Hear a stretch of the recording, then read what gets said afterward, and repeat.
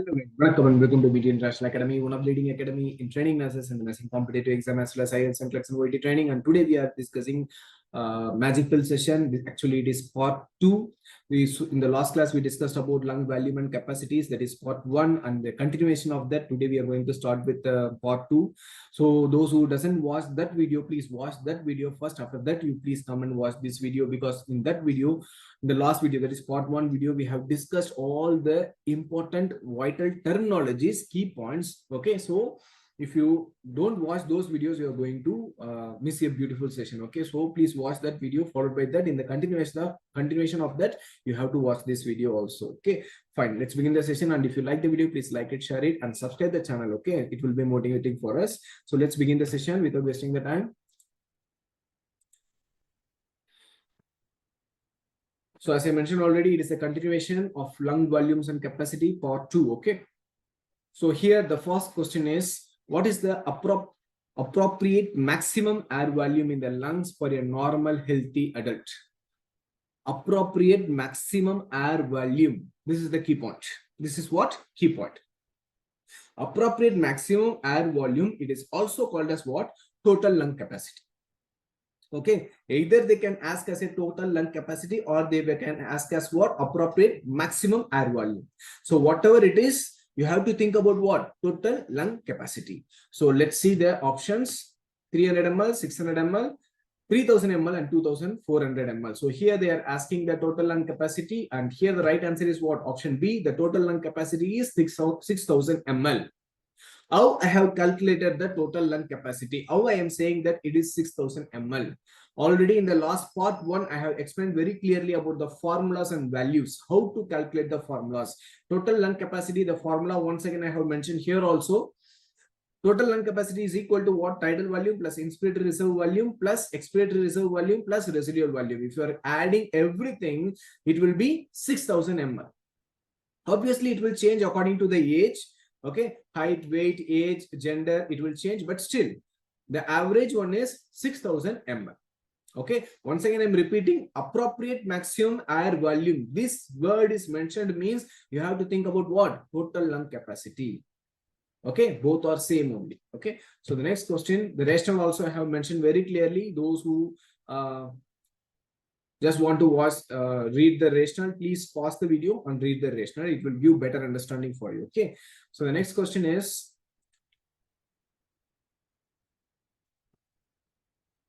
total lung capacity in a newborn. Recently, this question asked in the competitive exam, so that's why I added this question. Total lung capacity in a newborn. Okay, not an adult, not an infant. I am talking about a newborn.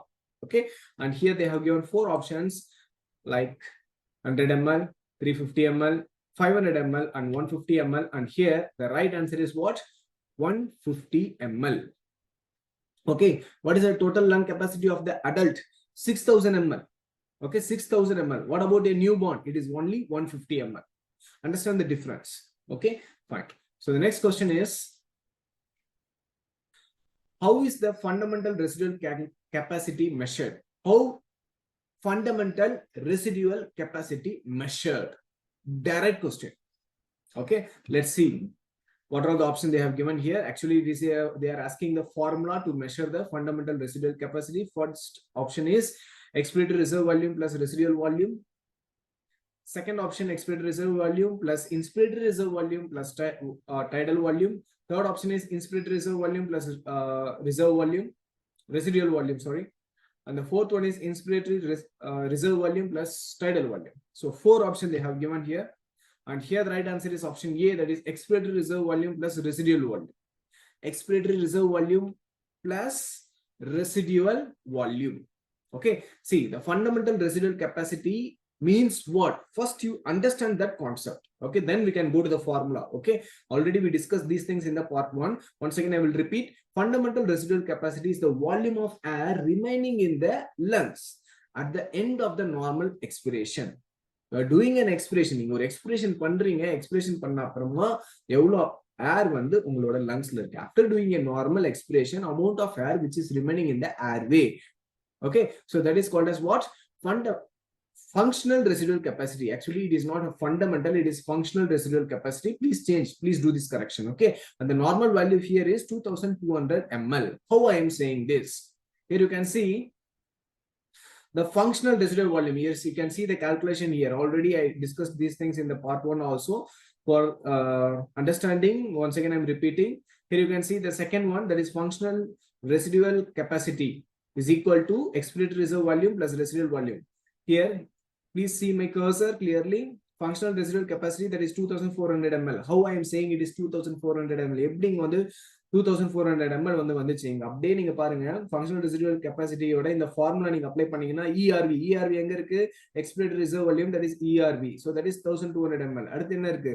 Residual volume எங்க இருக்கு? இந்த இடத்துல இருக்கு. So residual volume, that is 1200 ml. So இது ரெண்டுத்தையும் நீங்க add பண்ணீங்க அப்படினா how much value you are getting?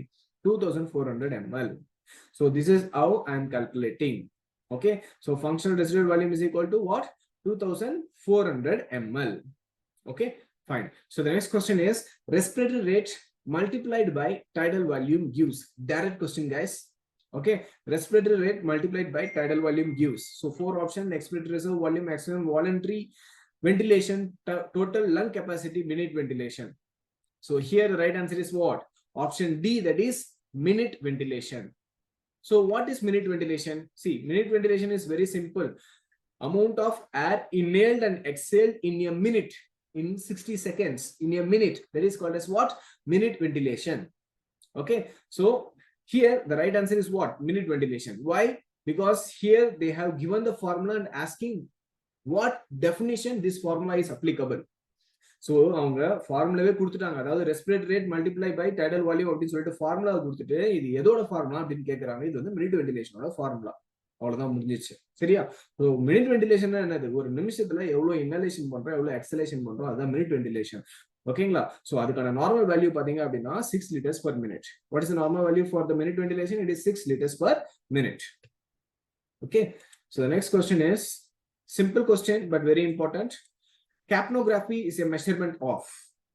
See, mostly so far they have asked image-based question related to capnography. I will be showing the images also, but this is also very important one. This recently asked in RRB examination. Capnography is the measurement of bicarbonate concentration, H+ ion concentration, carbon dioxide concentration, anion gap. So 4 options they have given here. Capnography means immediately you have to think about what? Carbon dioxide. Okay, carbon dioxide concentration. We are going to monitor the carbon dioxide concentration in the respiratory gases. Okay, fine.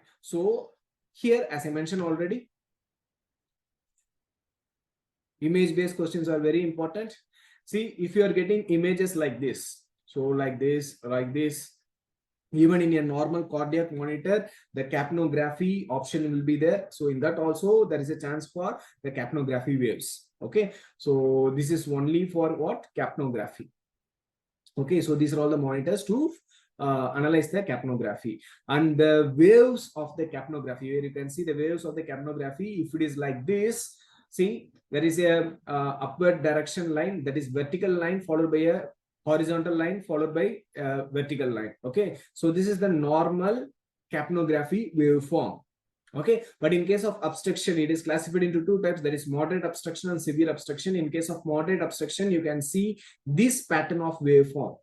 In severe obstruction, jaw tail waveform will be there. Okay, you can see this is here one of the tail of the jaw, right? So here you can see the waveform, it is similar to the jaw tail in case of severe obstruction. You understand what I'm saying? Yes. So these are all the classification. There is moderate obstruction and severe obstruction, or the classification of what? Obstructive pattern, and this is the normal one.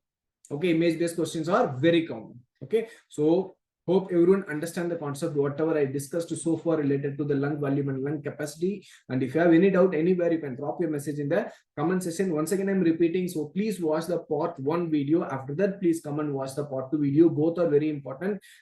Definitely there is a chance for getting the question from these areas. Okay, thank you very much and all the best for your upcoming examinations. Okay.